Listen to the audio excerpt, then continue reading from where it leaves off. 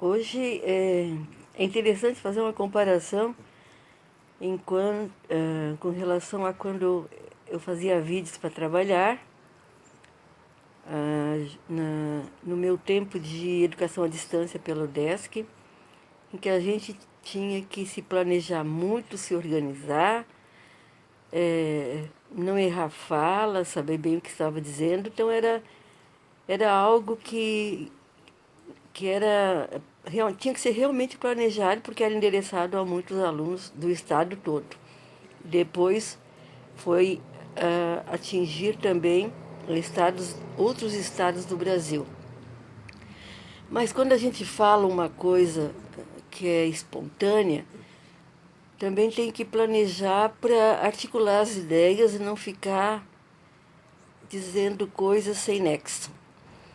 No momento desse, a gente sente tanto a nossa finitude, talvez as nossas limitações, e começa a perceber quantas coisas a gente realmente deixou de fazer. E eu, como professora, para algumas coisas eu tenho uma consciência de que eu fiz o melhor possível. Para outras, mais como ser humano, em especial, também como pessoa e cidadã, eu tenho a consciência de quanto eu fui ausente. Mas é importante dizer, principalmente aos professores, que foi uma luta minha durante mais ou menos desde 1994, trabalhar o fim dessa dualidade homem-natureza. Eu sempre busquei ensinar meus alunos que nós somos natureza.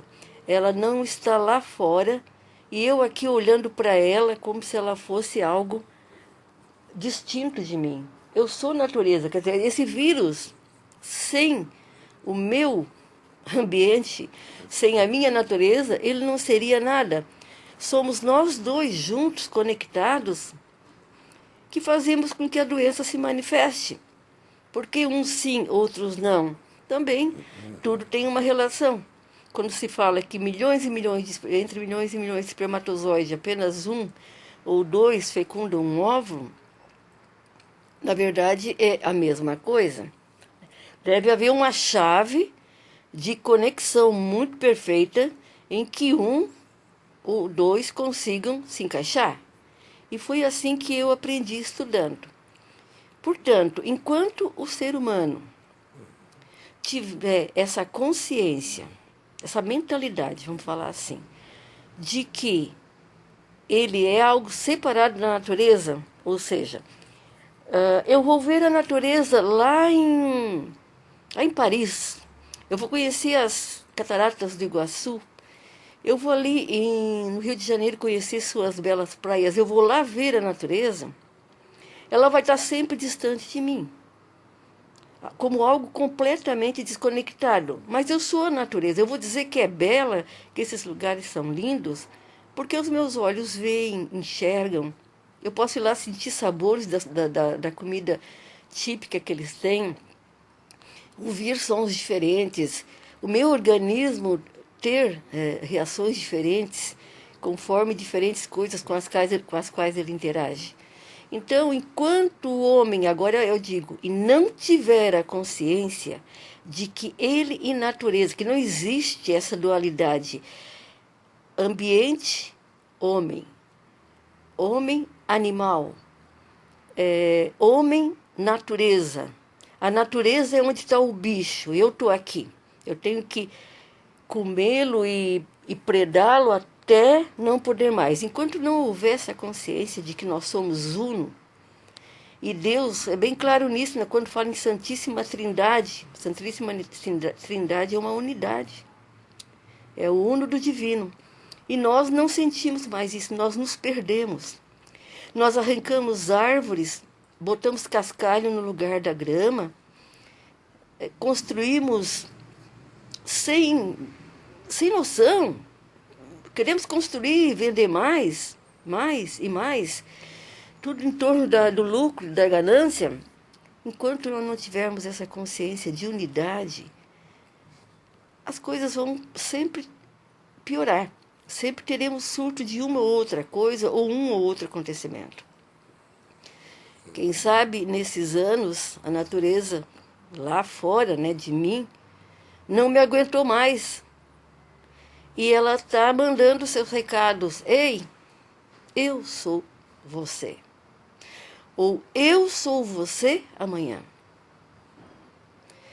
Então é um recado para aqueles que não plantam mais, que não olham para a beleza de uma flor, que não olham para a beleza do mundo como se fossem o mundo, que não olhem para o planeta como se fossem um planeta. Eu sou o meu planeta. Eu só vivo nele porque eu tenho condições de conectar com as condições dele. Enquanto isso não houver, as coisas vão continuar acontecendo como catástrofes. Infelizmente é assim. Então, o que eu procurei trabalhar muito com meus alunos como professora, aqueles que se apropriaram desse conhecimento, provavelmente encontraram uma sociedade que não acredita e não concebe isso, porque para ela tudo é separado. Natureza é algo descartável, o animal é algo descartável, o homem só pensa em si, ele é o dono do mundo, agora ele está no lugar de Deus, né? Ele agora pode tudo, ele pode fazer tudo, humilhar pessoas, matar pessoas, julgar pessoas, apedrejar pessoas. Ele pode, como se diz, com atos dos mais vis possíveis, que com certeza não vieram de Deus, ele pode massacrar da pior forma as pessoas com as críticas mais terríveis. Como, por exemplo, hoje eu soube, via notícias, né, mídia, que um ônibus que carregava profissionais da saúde foi apedrejado. Eu me pergunto nessa hora, por quê? Mas o porquê, a resposta está em mim e naquele ônibus e naquelas pessoas. São duas coisas, juntas como unha e carne, unha e dedo. Por quê? Não está só lá naquelas pessoas que estão dentro daquele ônibus, que são profissionais da saúde. E não está só em mim. Está numa realidade de percepção do mundo e das coisas que só acontece, só toma vida por causa dessa conexão. Assim é, enquanto eu, ser humano, me sentir separado da natureza, enquanto eu ensinar na escola, a natureza é uma coisa, o homem é outra, enquanto a sociedade falar, ali é um ambiente muito bom para construir um grande condomínio, é um ambiente, é uma coisa fora de si, dessa pessoa que está tendo essa ideia de achar que lá é um lugar, um bom lugar, um lugar que, né, que vai gerar cifrões. Enquanto esse ambiente for visto como algo que é separado de mim, pode ser explorado, judiado por mim, nós vamos sempre nos deparar com o imprevisível que pode vir de um ou outro lado nessa separação. O recado que eu deixo hoje é que até tem uma página criada no Facebook sobre isso. Vamos plantar mais árvores, né?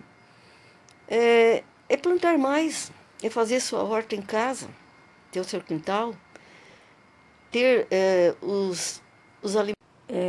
Concluindo, porque não suportou tudo numa fala só, num vídeo só, mas essa ideia de plantarmos mais e cultivarmos nossos próprios alimentos para ocasiões assim. É claro, por exemplo, eu moro num apartamento, não tenho as condições para fazer isso, mas já pude cultivar aqui pelo menos meus temperos e ter plantas, né, grandes para pelo menos estarem o meu ambiente ali tem mais uma ideia dessa relação perfeita que existe entre nós e o mundo. Tem muita gente que tem condições de fazer isso e está desvassando, está brigando com o vizinho porque a árvore dele solta pelotas em cima da sua casa, ou a raiz está invadindo, ou as folhas caem no seu terreno.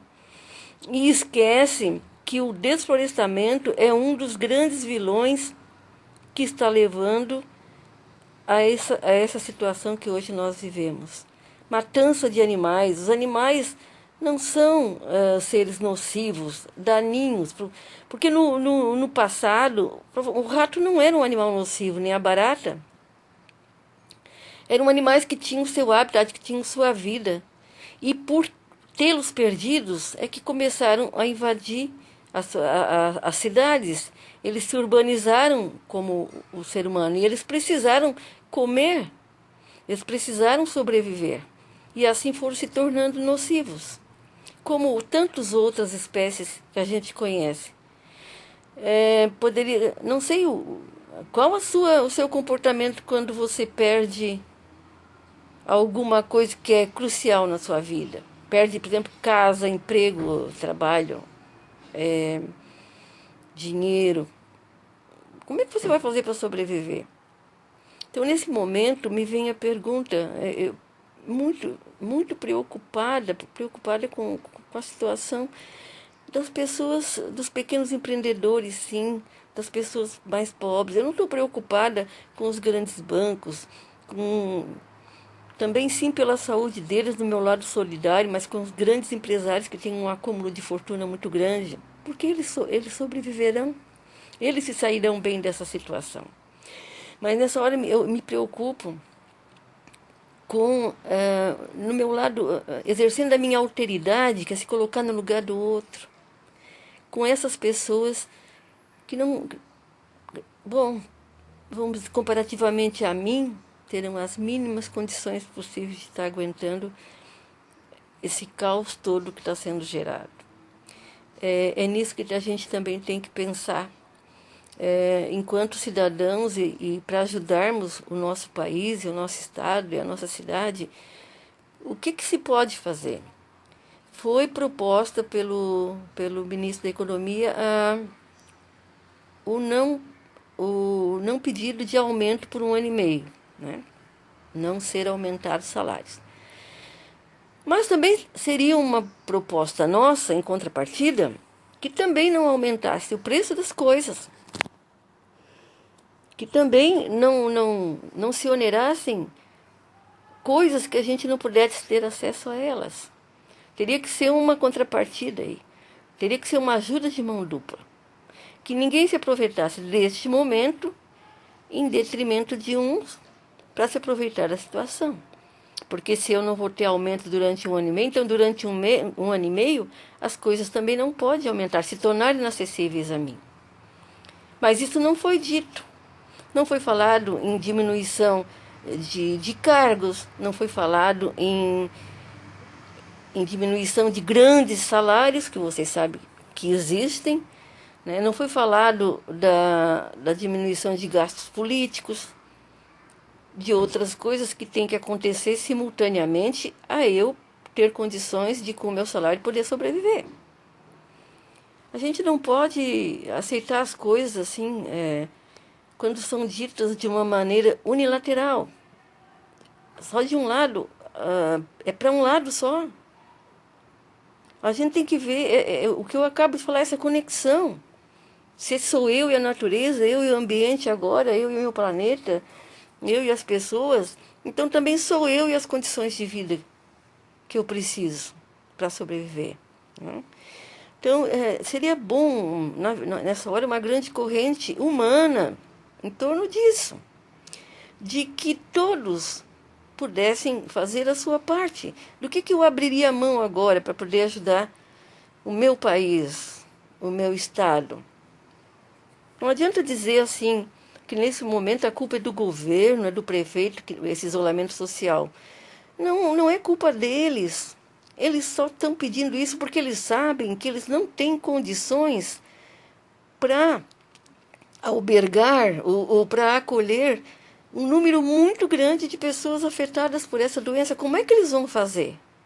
Vamos que 50% de uma cidade, de um município, seja cometido dessa epidemia, dessa doença. Como é que eles vão agir? Que SUS que vai aguentar? Que instituições privadas vão aguentar? Então é isso que a gente tem que pensar. Eu acho que a nossa contrapartida principal vem via educação e ensino, em atitudes voluntárias como muita gente está tendo. Eu, infelizmente, sou do grupo de risco, né? Por idade e por problemas respiratórios, genéticos. Não, tenho que me isolar mesmo que não queira. Mas nessa hora, a minha grande vontade era ter 20 ou 25 anos ou 30 e estar com um grande grupo de gente ajudando, dando o máximo de mim, aquilo que eu pudesse fazer para minimizar a dor do outro, que neste momento está totalmente indefeso e não tem condições nenhuma de se sair melhor dessa situação. Então, só vamos pensar nisso. O que a gente pode começar a mudar daqui para frente a nossa cabeça? É possível eu botar de volta aquela grama que eu tirei da minha casa por preguiça de cortar a grama? Ou eu plantar mais árvores porque eu cortei aquela árvore para aumentar o tamanho da minha casa? Ou para eu construir prédios e mais prédios e vendê-los e ter mais lucro e lucro? Ou está sendo meio difícil terminar, mas agora vai. Então, para concluir, acho que já havia dito antes, tomara que meu recado tenha sido compreendido, sobretudo pelos professores, né? Pelos, pelo pessoal que trabalha como guia turístico, né? E também as pessoas que trabalham com construção de imóveis. Eu sei que é um pouco mais difícil, né? Mas que antes que tenhamos um fim pior, tenha um pouco dessa consciência de construir mais que destruir, né?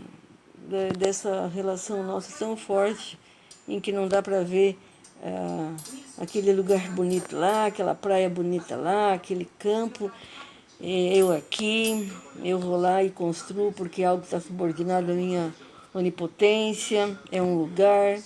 Não, eu sou eu e o lugar é ele e eu. Nós somos uma unidade.